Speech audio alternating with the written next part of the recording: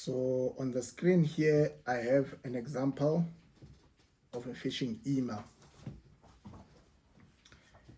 This email, this is a fake email, which is used by a cyber criminal to try and steal personal information. It looks like it comes from an eBay website, from eBay, the company eBay. But the trick is, it is not real.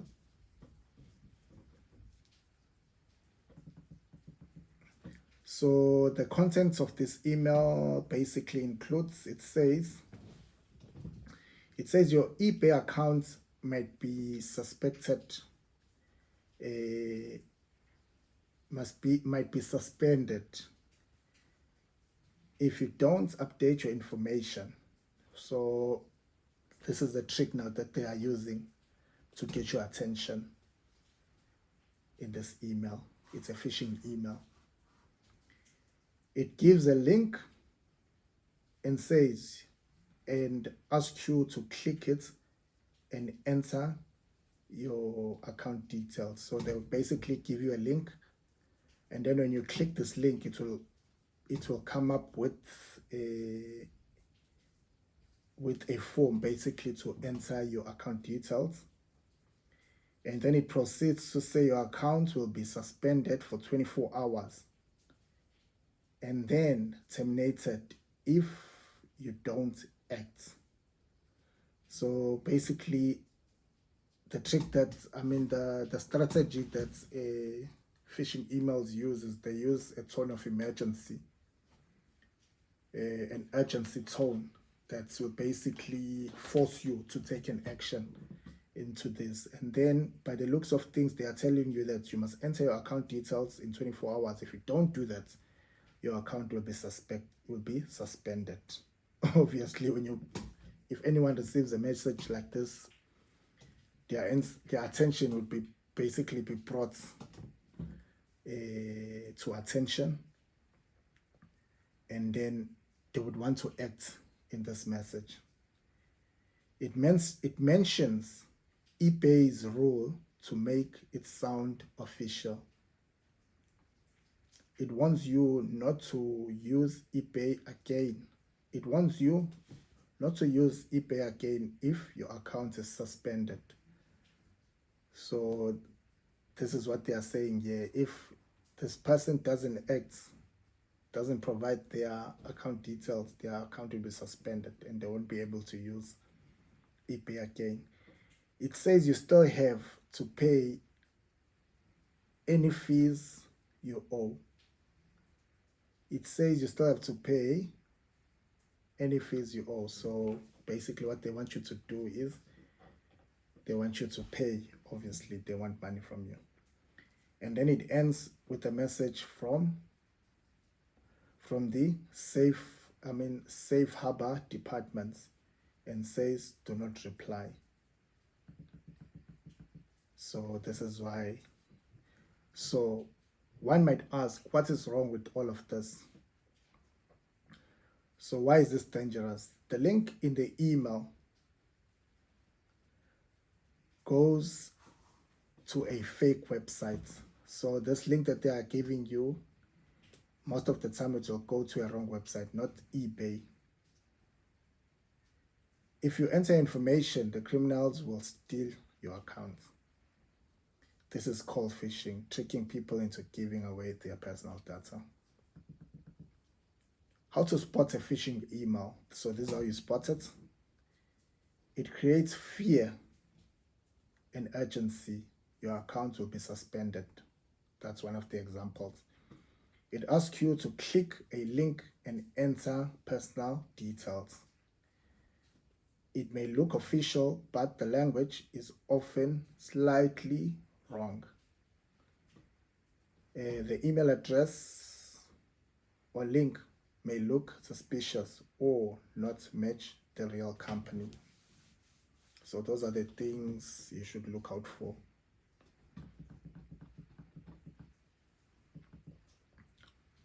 And then we spoke about customer profiling. So this is what, so customer profiling means companies collect personal information about people who use the internet.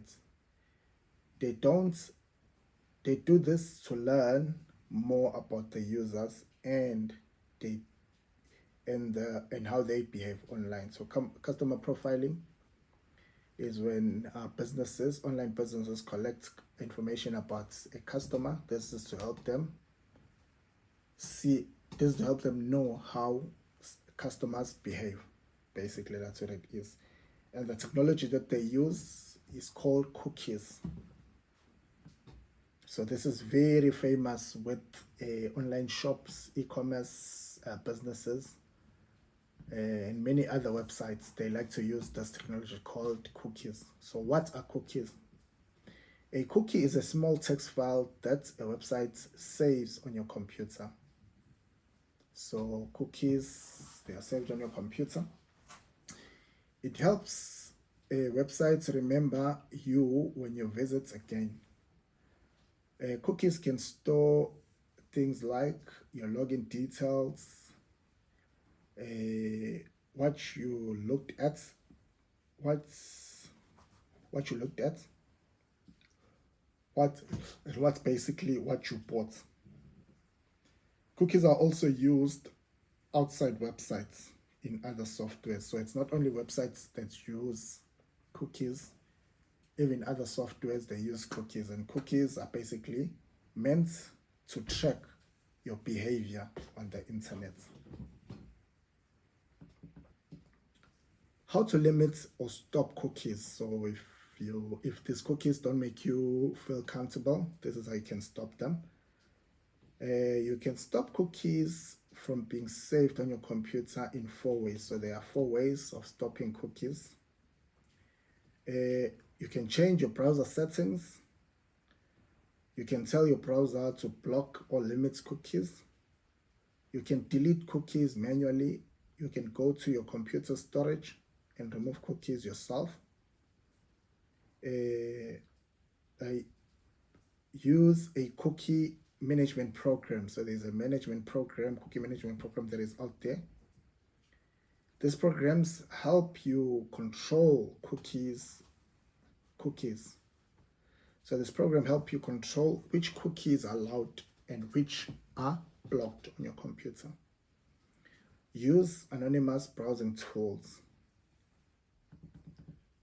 So use anonymous browsing tools. These tools hide information. These tools hide your identity and don't accept cookies. So these are things that are available on your technology, maybe on your phone or on your computer. So in case you're interested, you can go and disable these cookies if they don't make you feel comfortable, or if you don't want your activities to be tracked online. Platform for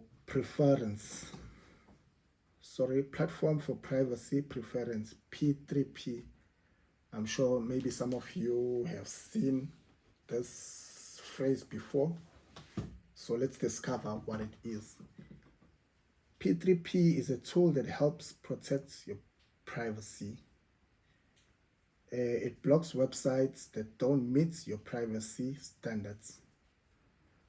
So if you are concerned about privacy online, you can implement this platform, which is called privacy preference. So this helps protect your privacy. It blocks websites that don't meet your privacy standard. Treating customer data responsibly. So all organizations by law, they are required to treat their data, to keep their customers' data safe and use that data in a responsible way. Companies must be careful with customer data. If they misuse it, it can damage trust in relationships. So in case you are an organization that collects customer data, you must be responsible with customer data, because if it is not used properly, it can damage trust and relationships. A chief privacy officer, a CPO. If you have a company, you can choose to employ this person. For those who are looking for jobs, these are future jobs that will be in demand, or that are already in demand, like a chief privacy officer. This is a person in charge of making sure the company follows privacy rules and protects customer data. So this is what this person does. So if you are, in case you are interested in protecting organizations, or you are concerned about customer data protection within your company, you can employ this person. Those who are looking for jobs, here are opportunities. Go and protect the data of companies. Okay, so if in case you are, this is your right to question businesses that are collecting your data. It's your right to ask the following questions. Each question can be answered with yes or no, to help a company see how well they protect customer data. So these are the questions that you can ask a company when they are collecting your personal data. Number one, do you have a written data privacy policy that is followed? So you can ask, so when they want your data, for example, I went to a certain shop over the weekend. This is a second-hand shop in South Africa, very well-known second-hand shop. I was so irritated when I was at the counter wanting to buy. I'm using my credit card to buy this item at their shop. And then they asked me for my ID number and my address and all of that. I wasn't comfortable. And likewise, there's people become hostile against you when you're asking questions.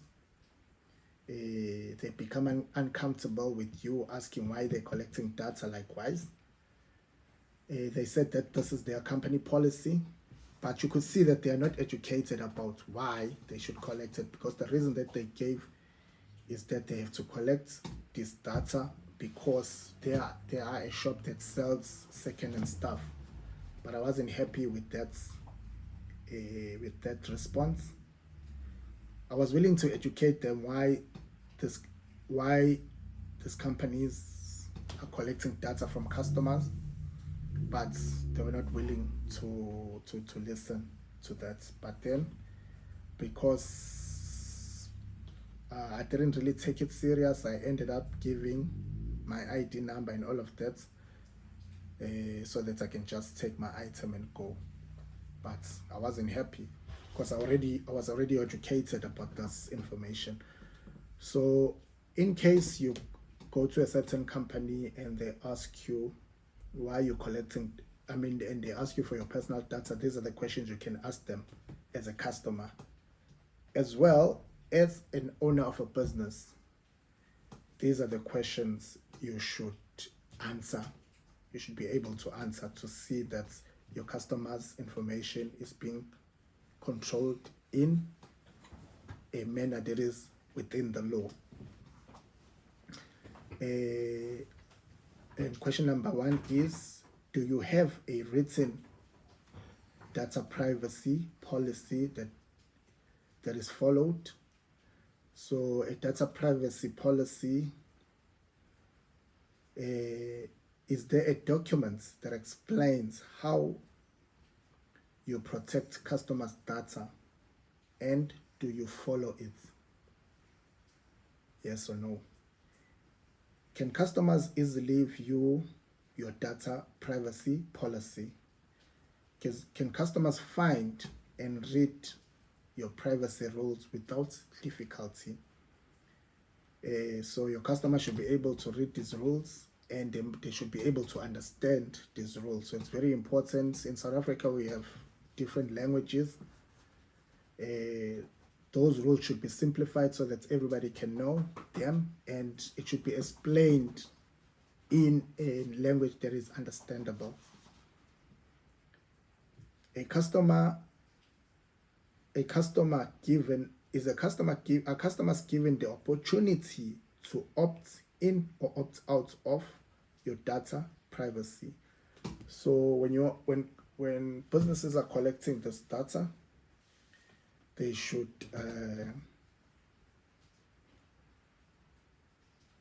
be given two options, a policy of two options, an opt-in or opt-out policy. And then opt-in actually means that the customer agrees that the data can be shared They're basically giving permission. And the opt-out is saying, do not share my data. So if they are giving you this information, if they are collecting information, they should give you an option of these two policies for you to choose. 4, do you collect only personal information needed to deliver your products or services? Do you ask for only information that is necessary to give your service or product? So this information should only enable them to deliver a product to you or service. Any other information that is not relevant to this, they may not collect it from you. Question number 5. Do you ensure that the information is carefully protected and accessible only by those with a need to know? Is the data kept safe and only seen by people who really need it? Yes or no? Do you provide a process for customers to review their own data and make corrections? Are customers given an opportunity to check their own data and fix if the data is wrong? Are they given the opportunity to fix it? Because you'll find that sometimes they are collecting the data, but they are not showing you that data is right or wrong. So nobody, do you inform your customers if you intend to use their information for research or marketing and provide a mean for them to opt out? Yep. Do you tell your customers if you want to use their data for research or advertising and give them a way to say no? Do you identify a person who has full responsibility for implementing your data policy and dealing with customer data issues? So what this actually means is that, is there a person in charge of making sure that the rules are followed and handling customer data problems? So those are the questions that you can ask a business if they are collecting your data. And for business owners as well, they can look at these questions to know that their customer data is safe. Because if customer data is not kept safe, it can lead to tremendous or detrimental consequences.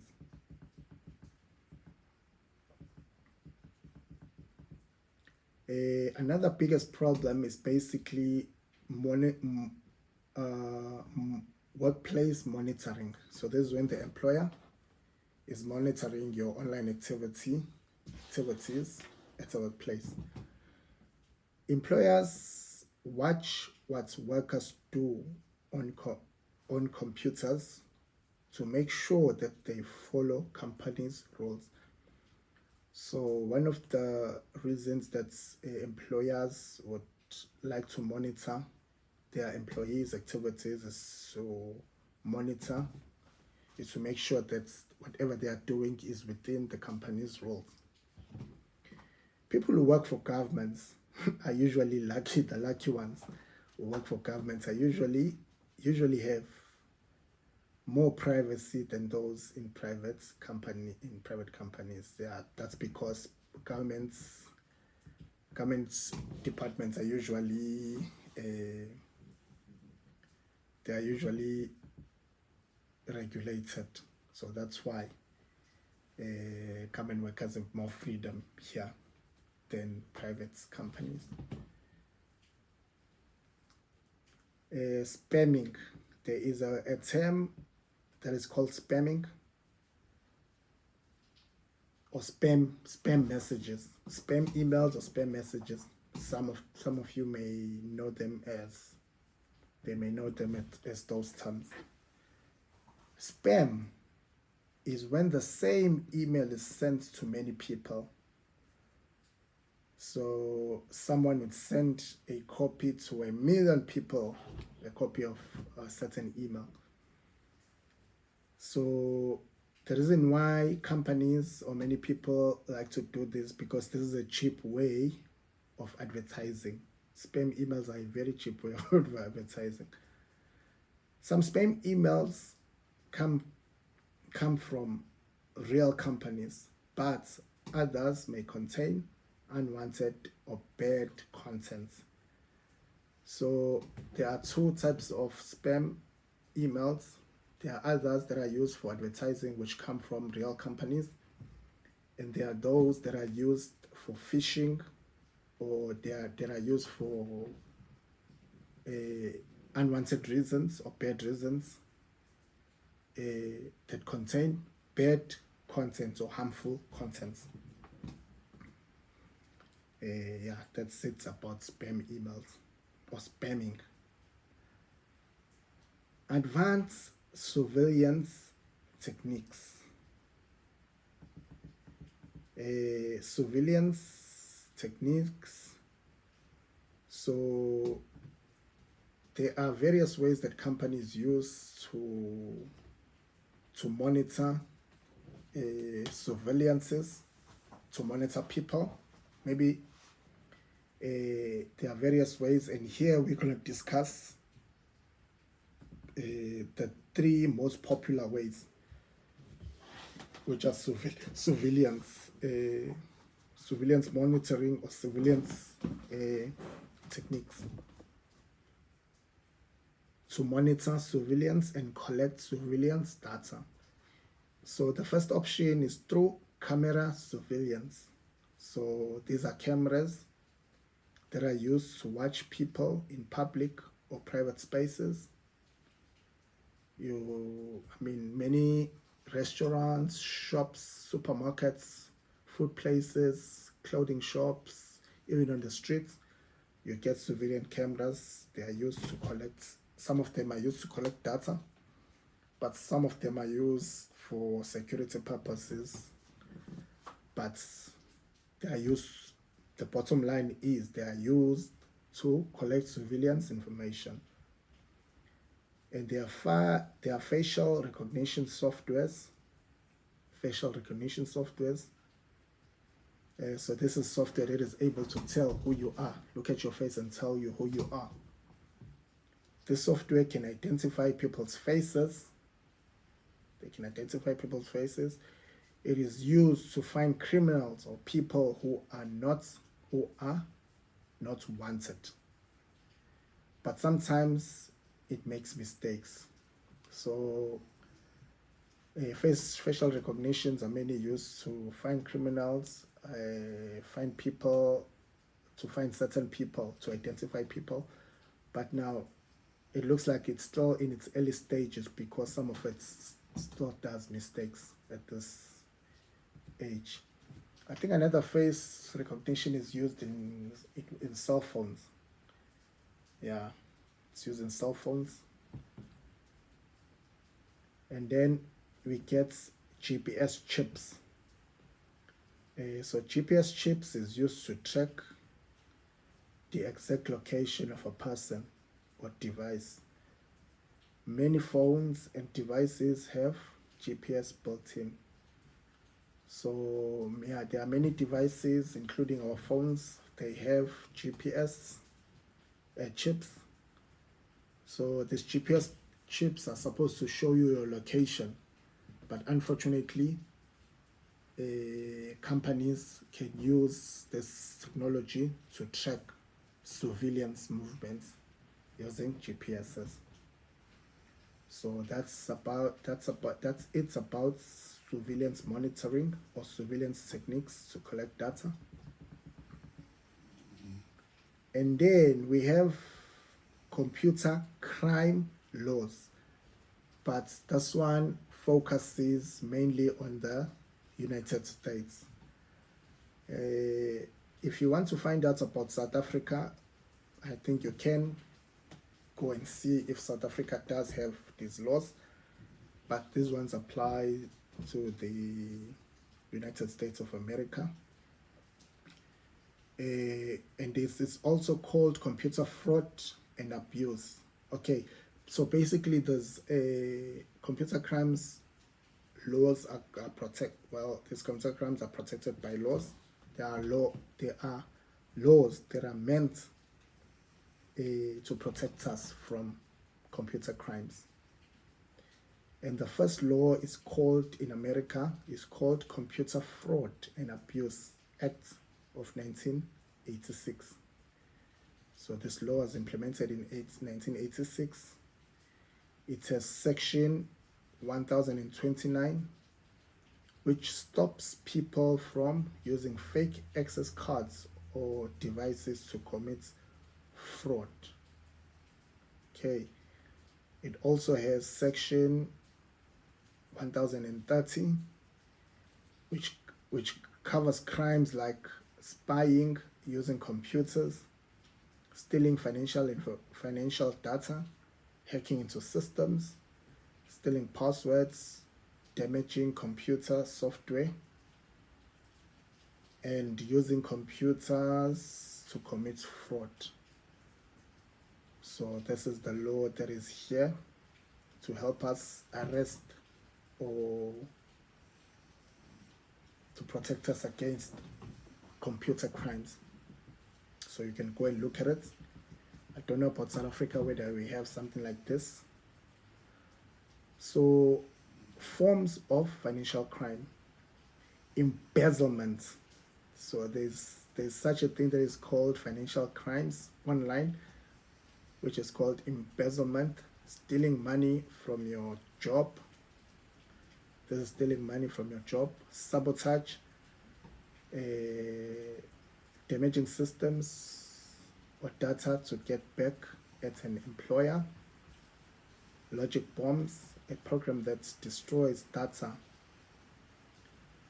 at a certain time or date. It's called a logic bomb. So, forms of financial crimes. Fraud on the web. Spoofing. So there's a fraud that is called spoofing on the web, on the internet. This is creating a fake website that looks like a real one to trick people. So what? Yeah. So with spoofing is they will create a website that looks like a real website. Basically, this is meant to think that it's a real website, and then you provide your personal data.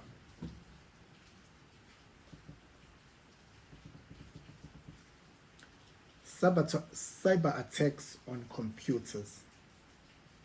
Cyber attacks can cause big financial losses. cyber attacks can cause financial losses.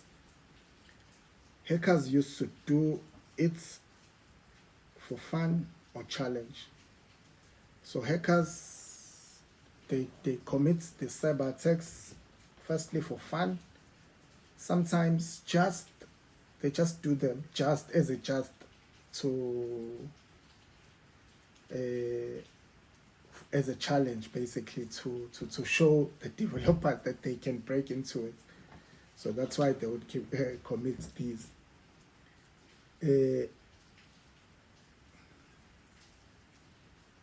And then we have crackers, cyber attacks that are called crackers, or people or cyber criminals that are called crackers.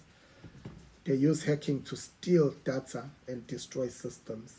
So crackers, they want to steal your data and they want to destroy your systems. To add information on this, as it is mentioned there on top that they want to do this to damage your business. That's number one. They do it for fun. Maybe they are students.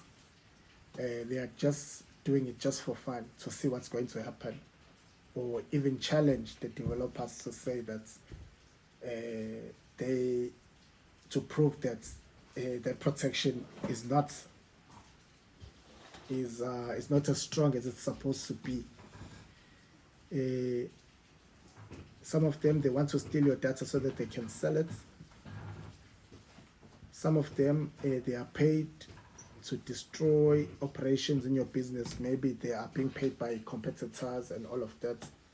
So when your business comes to a standstill, then their competitors, they basically get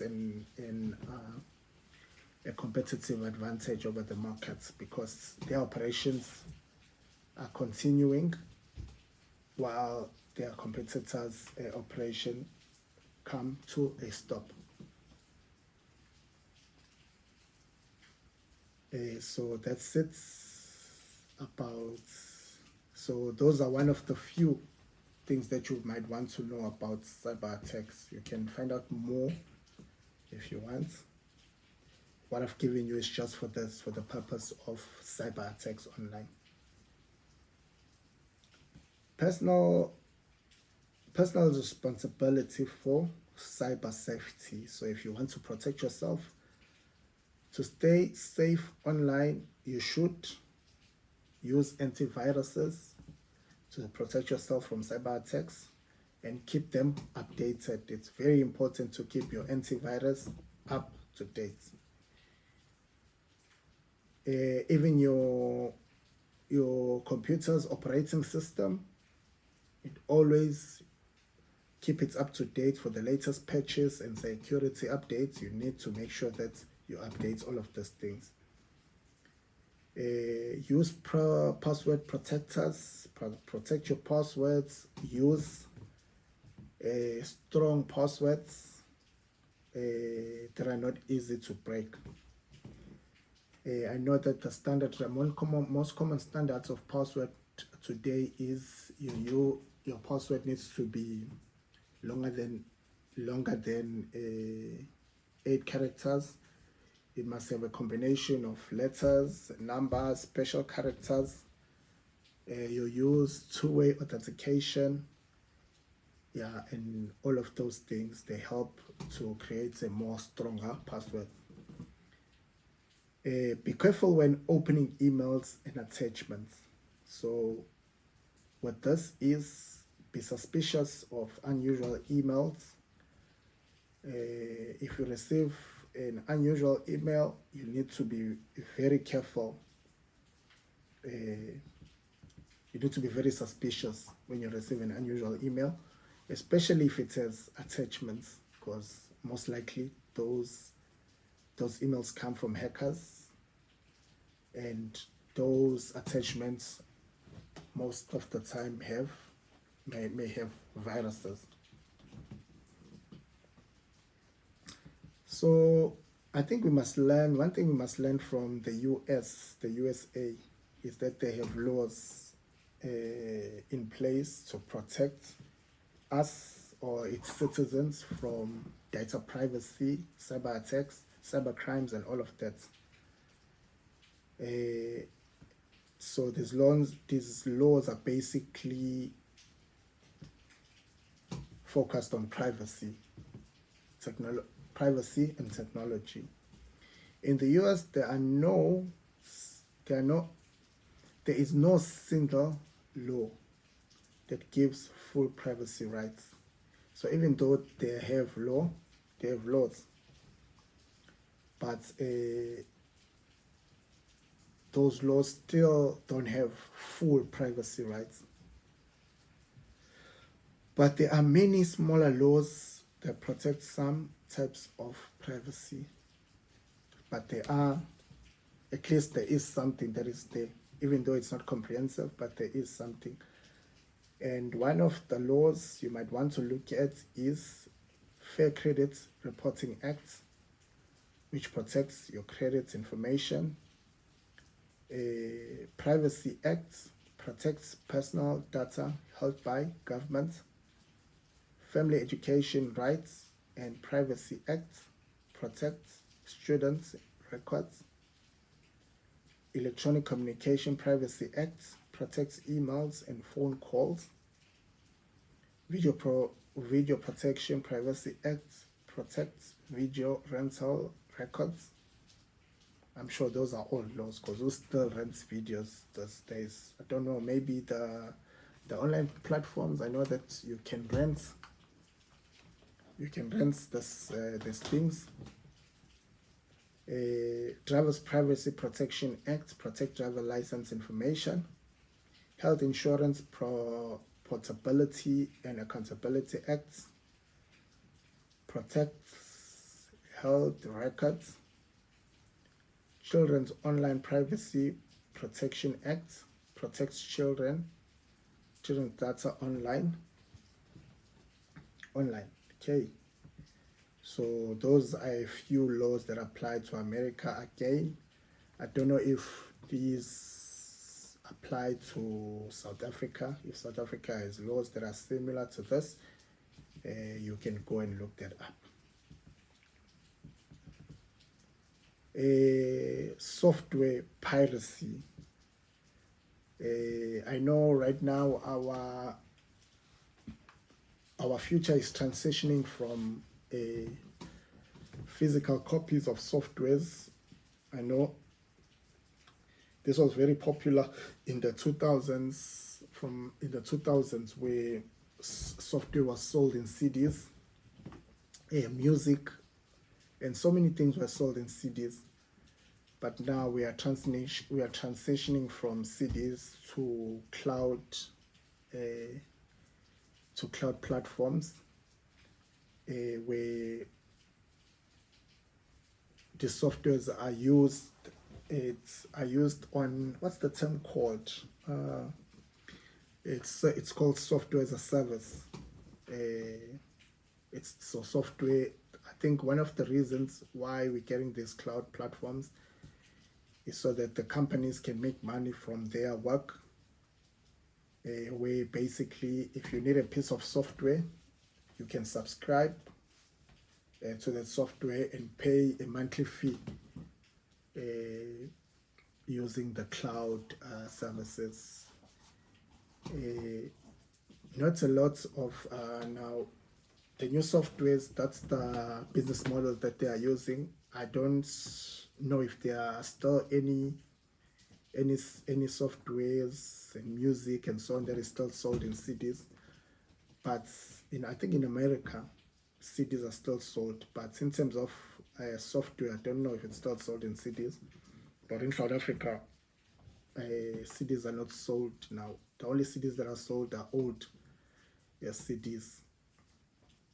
So the CDs were basically prone to piracy, meaning people were making unauthorized copies and they were selling it, and the companies were not making money. So what is software piracy? Software piracy means copying or using software without permission from the company that made it. In 2002, 39% of software installed was pirated. In 2002, 39%. So you can imagine. I think this also included music, movies, and all of that. This cost the software industry $13 billion. Piracy was lowest in North America and highest in China.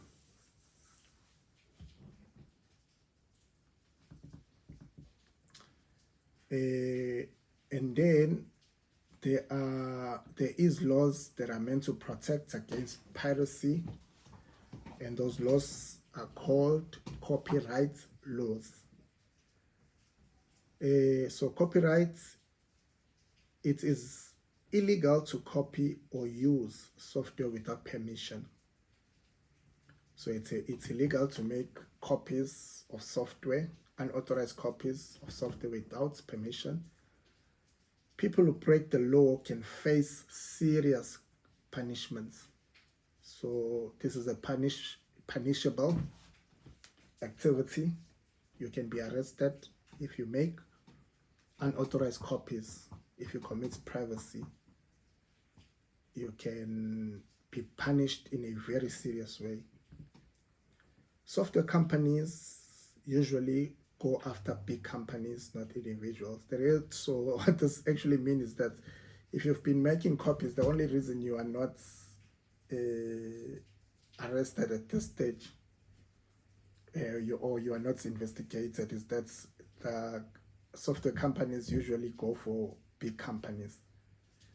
They don't really focus on individuals for whatever reason.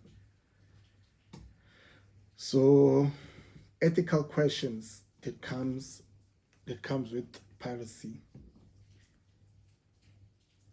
Is it right or wrong to copy software for personal use?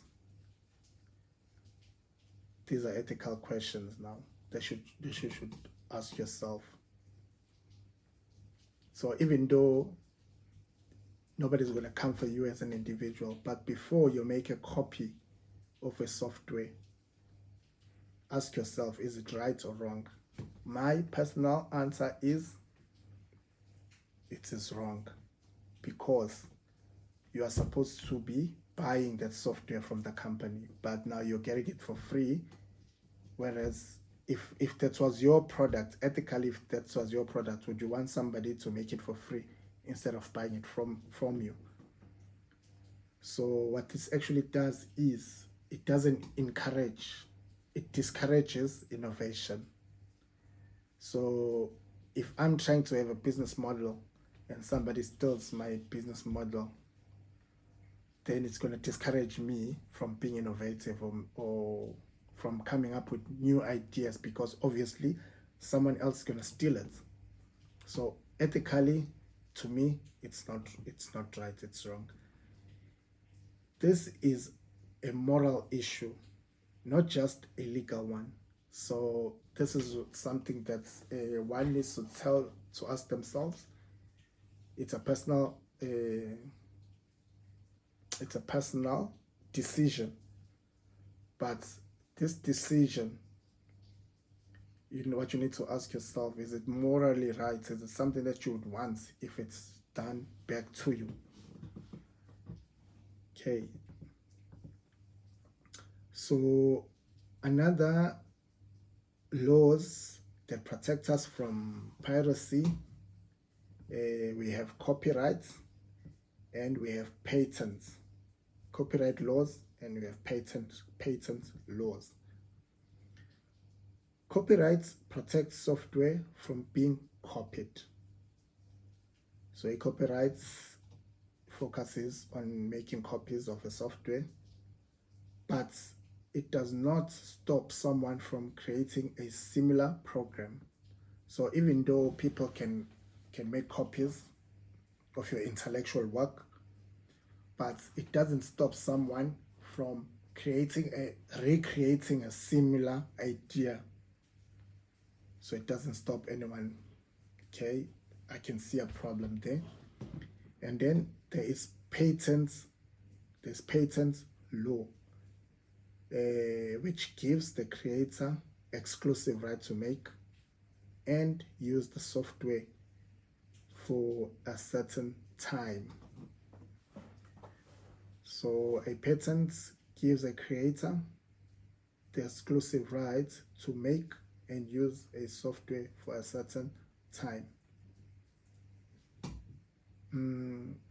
So I think this is when you can buy the software, but then you can only use it for a certain time. And then I'm guessing it expires. That agreement expires after that certain time, and then you are not allowed to use it again. Maybe you have to get permission again to continue usage of that. I think this is how it works. And many computer programs are patent. So many computer programs are patented. I think you should go and make more research on that. Digital entertainment piracy. Digital entertainment piracy. I think this applies to music. This applies to movies. Laws are changing quickly to deal with privacy. Many people are illegally copying music videos and movies. In 2002, 20% of the CDs sold worldwide were patents. Okay. Patents. Other US privacy laws include, these laws protect privacy in different areas. The first law is called Fair Credit Reporting Act. Controls how credit data is shared. Privacy Act. Stop government from using your data for other purposes or sharing without permission. Family Education Rights and Privacy Act protects students' records like grades and disciplines. Electronic Communication Privacy Act stop people from